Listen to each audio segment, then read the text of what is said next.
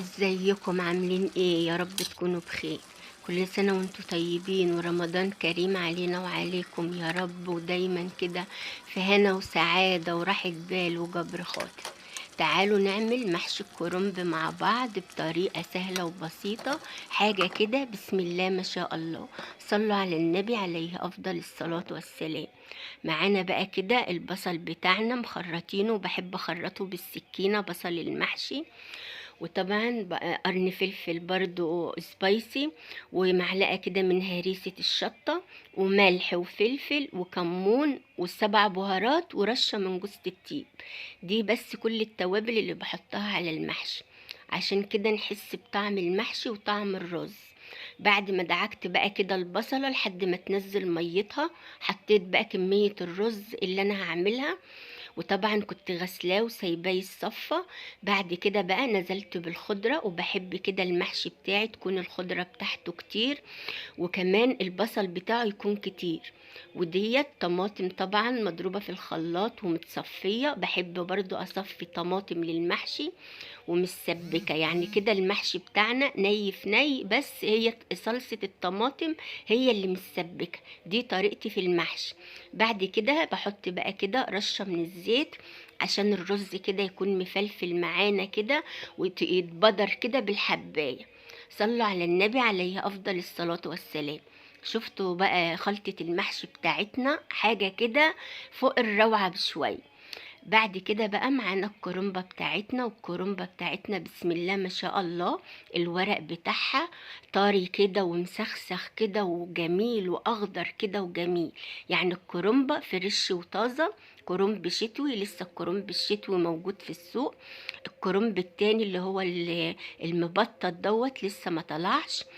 طبعا بقى سلقتها بمعلقة من السكر ومعلقة من الكمون، وطبعا كده قطعتها.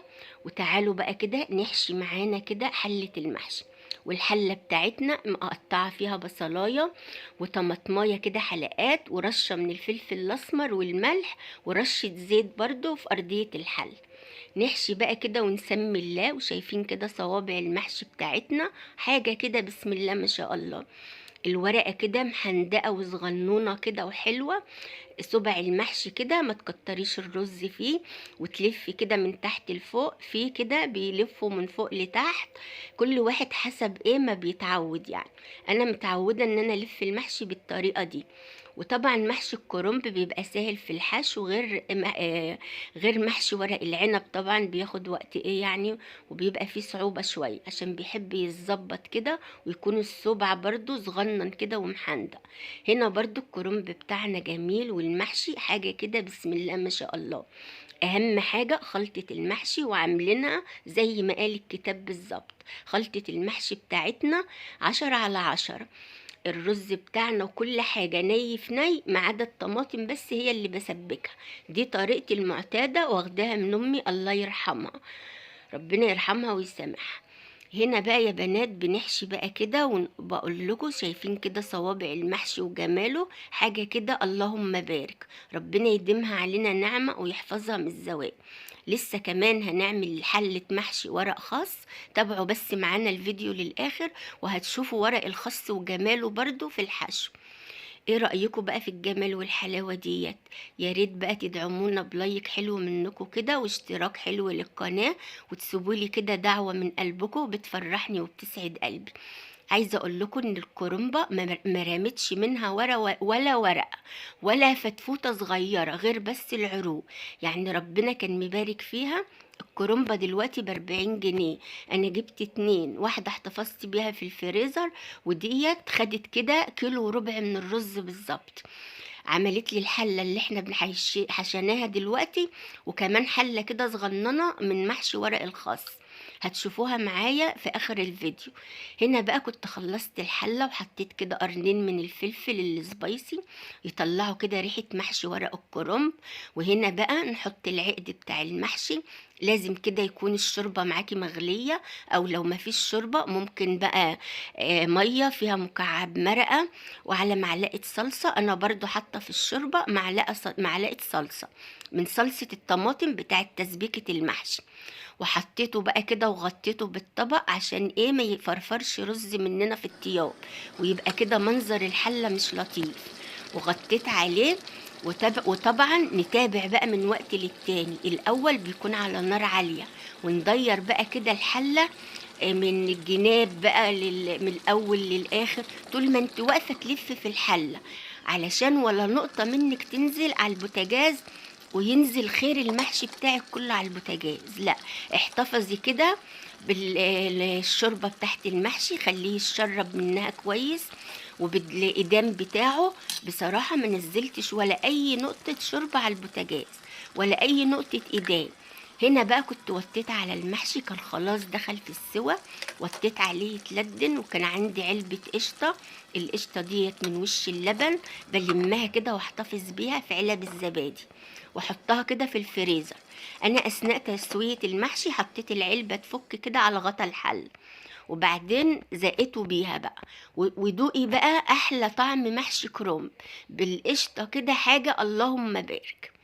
هنا بقى غرفنا كده المحشي بتاعنا. ايه رأيكم في الجمال والحلاوة ديت؟ المحشي بتاعنا زي الزبدة وطايب بقى كده ومستوي، حاجة كده اللهم بارك. وبوريكم بقى كده الرز مفرفر ولا هو معجن ولا اي حاجة.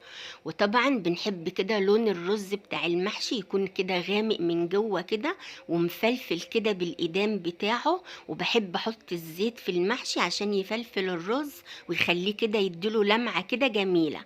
ايه رأيكم بقى؟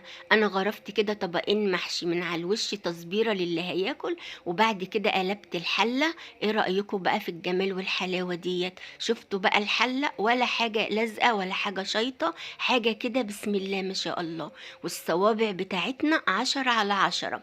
وحتى ملو الصبح كده بالرز اللهم بارك، ولا هو بقى الرز مكتوم فيه ولا اي حاجة، حاجة كده 10/10 زي ما قال الكتاب بالظبط. جربي تعملي محشي الكرنب ني في ني، وسبكي له بس تسبيكة الطماطم، ولا تقلله بصلة ولا تحطي الرز على النار، لا وانت هتطبخي طبيخ.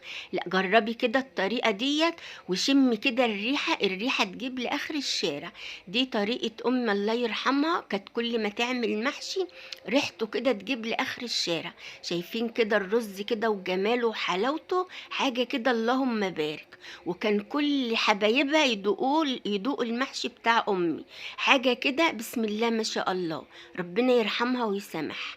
هنا بقى يا بنات كنت غاسله بقى، عايزه اقول لكم يمكن شوال خس او غيط خس، والله زي ما بقول لكم كده، خس بلدي بقى، والورق بتاعه حاجه كده 10/10.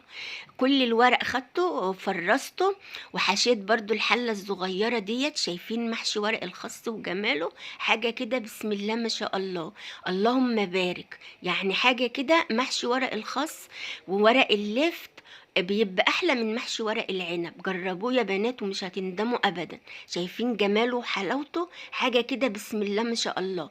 يمكن الحله ديت اتاكلت في ساعتها اكتر من محشي الكرنب. والله كان معانا بقى كمان فرخه مشويه كنت عاملاها في الصينيه بالبصل بقى حلقات وطماطم حلقات والسبع بهارات، وطبعا رشه كده من الصويا صوص، واللهم صل عليك يا نبي معلقه من العسل. ودعكتهم بقى كده في بعض، وكنت نقع الفرخه وغسلاها حلو، وبعد كده حطيتها في الصينيه ودخلتها الفرن، حاجه كده اللهم بارك، وطلعت كده تحفه. وعملت برضو في اليوم ده شويه رز بسمتي نص كيس بالظبط تحت الفرخه عشان يبقى كده يديها منظر حلو. كده بقى معانا الفرخه المشويه، وكمان صينيه الجلاش القمر اللي هتشوفوها ديت، والعصاير بقى وشوربه لسان العصفور سبقتني على السفرة بره. الوقت بيبقى ضيق ساعة الفطار، وكل واحد بيبقى عايز يفطر، يعني بيبقى جعان. وانا مش بصور كتير في رمضان علشان الوقت بيبقى ضيق، بصراحة ما بعرفش اصور اي حاجة. بعمل حلو وبعمل يعني اكل وكل حاجة وعصاير، بس صراحة مش بعرف اصور. يا ريت لو عجبكم الفيديو تسيبولي دعوة حلوة من قلبكم. مع السلامة.